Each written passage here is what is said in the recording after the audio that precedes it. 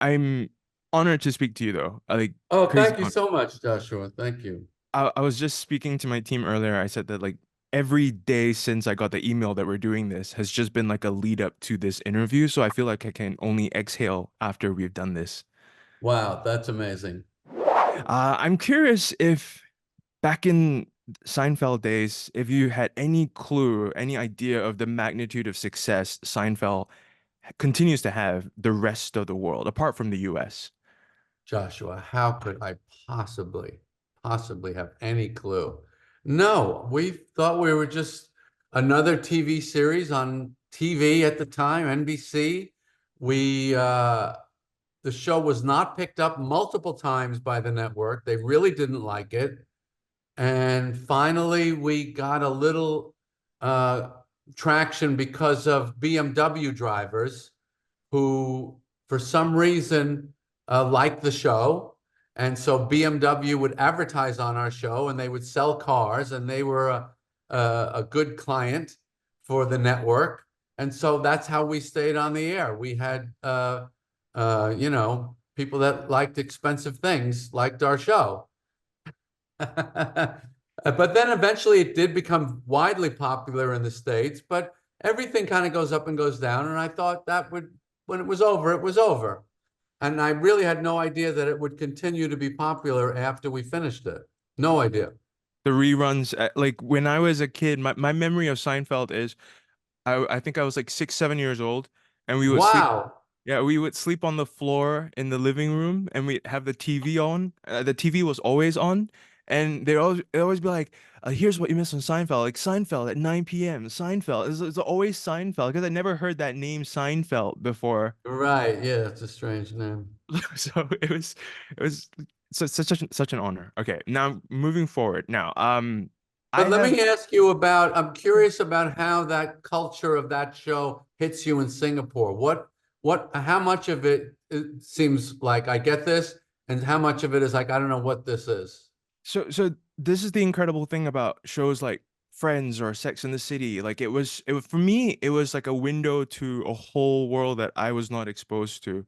Right, Like I didn't know what guacamole was, and I right, learned that by watching a show.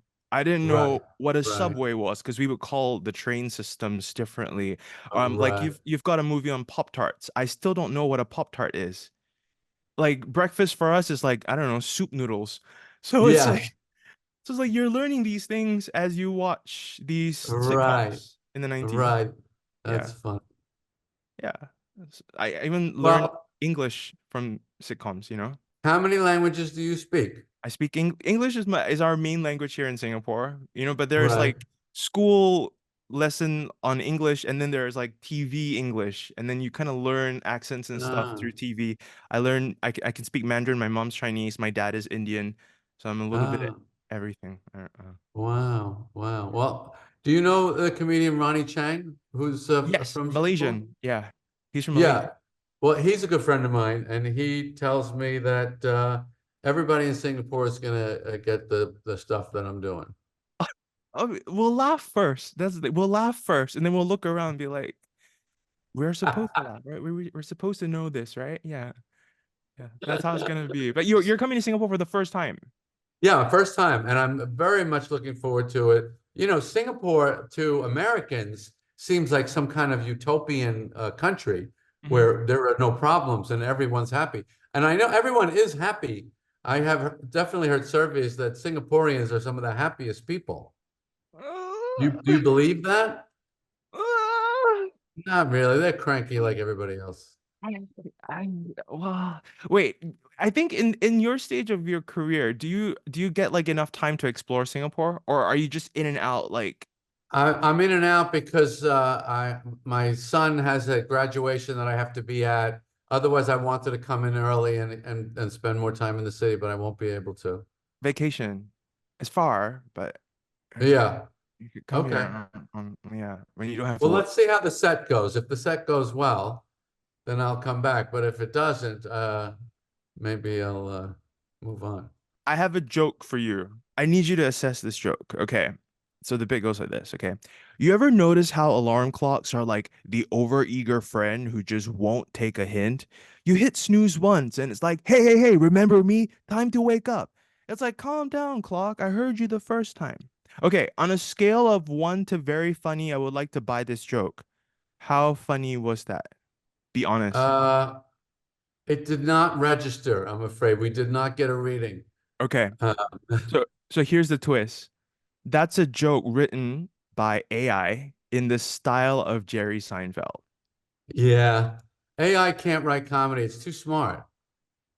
It's too smart. With AI creeping through every industry, film, Yeah. how we learn in school, do you think there will ever be a place for AI in comedy? Go ahead, try it.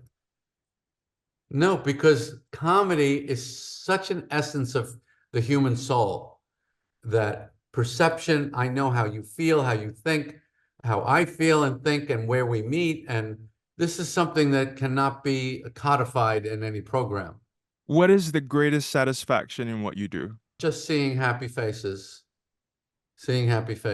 and um, feeling that energy and knowing you helped make it happen and they make me happy that I did what I'm trying to do and we're all just happy for a period of time. It's like an air bubble underwater where you just feel really great comedy experiences. I think you feel weightless. Your body has no weight. And I imagine it would take you around the world as well, right? It's opened a lot of doors for you in the sense where, I mean, I know Singapore Well, is like thanks the to Netflix, yes. Netflix has made every successful comedian a global quantity. yeah. And like, I mean, okay, so this tour, Asia is Singapore's the only stop in Asia, right? Right, right. I think you should do one in like Japan and explore Indonesia and Philippines and take your kids with you. Really? I think I mean, if do you think that it would that people there would come, that they would get it? I think you'll be surprised. I think you'll be surprised. Yeah, That's a great idea. right. Great idea. If I anything, like that better than the alarm clock joke. see, if anything, just take it as a chance to just eat all this food around Asia, right? And get out of America once in a while. You're the perfect person to ask this because whenever I interview comedians, they always talk about how, they never want to lose the butterflies in their stomach. It's always good to feel that nervous energy. But you've been Sure, doing this right. for so long. Is that true? Like, do you Yes. still feel the butterflies? A little bit, a little bit. You always want to get it jazzed up. You want to get focused. When I'm getting ready to go on, that's all I'm thinking about. I can talk to another comedian right before I walk on, but not a non-comedian. I could talk to a comedian. I could be talking, and then I could just walk right out stage and go right into it. You're in that place of your career right now where you're getting your flowers as an icon, as a Hmm. legend. This is where you get inducted into the Rock and Roll Hall of Comedy. You get another star on the Walk of Fame. I have to ask you, what does real legacy mean to you? What do you want? Absolutely nothing. Legacy means nothing to me. I don't believe in leaving behind anything.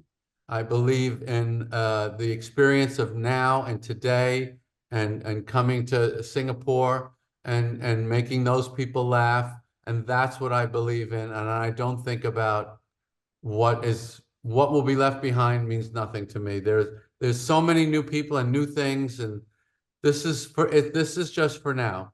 Life is for now, I believe. I love that. And I've observed that as well. All the masters in their craft, it's always like they spend so much of their careers wanting and desiring, and then they reach a point where they want very little. And I'm just curious Right. whether my generation or the younger generation can kind of like skip to that point where it's like, you're not gonna want this at the end, right?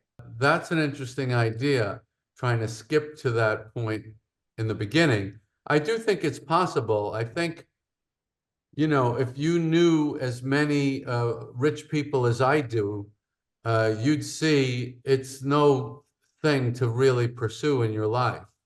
I was saying to somebody, if the work is unfulfilling, the money will be too.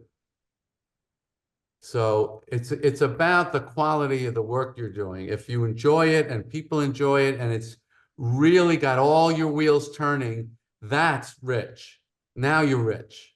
The money is a side effect. Nothing wrong with it, but don't make it the objective, which I know is not a popular view these days, but that's how I think. I think that's how I got money, is I never thought about it once. I love that. I love that. Yeah. Because in my generation is all like you have to manifest it. So you have to want. You have to always want. And I'm Yeah, kind of no, I don't agree with that. yeah. Finally, I always ask this question. If you were not Jerry Seinfeld, would you be a fan of Jerry Seinfeld? Wow. Good one, Joshua. That's a oneer. Haven't heard that one. Um, I hope so. I hope so. I think I would. I think I would. But it's a very challenging question, very meta. Well, I hope it stays with you until you find an answer. But Yeah, yeah. I hope I you're think a the best fan. I could give you is I hope that I would, but I don't know. I think Jerry Seinfeld's great. I just met him. And I was very nervous about meeting Jerry Seinfeld, to be honest. I actually get very nervous about meeting comedians because in my mind, comedians are like the smartest people in the world. And I always feel like I'm too stupid to talk to them. No, no, no. All comedians want is sincerity. The most difficult thing is when people are trying to be something they're not. That is a very difficult thing to deal with because you're not talking to the person. Yeah. You're talking to something they made up. So being yourself will always win the day. Kiss 92, all the great songs in one place.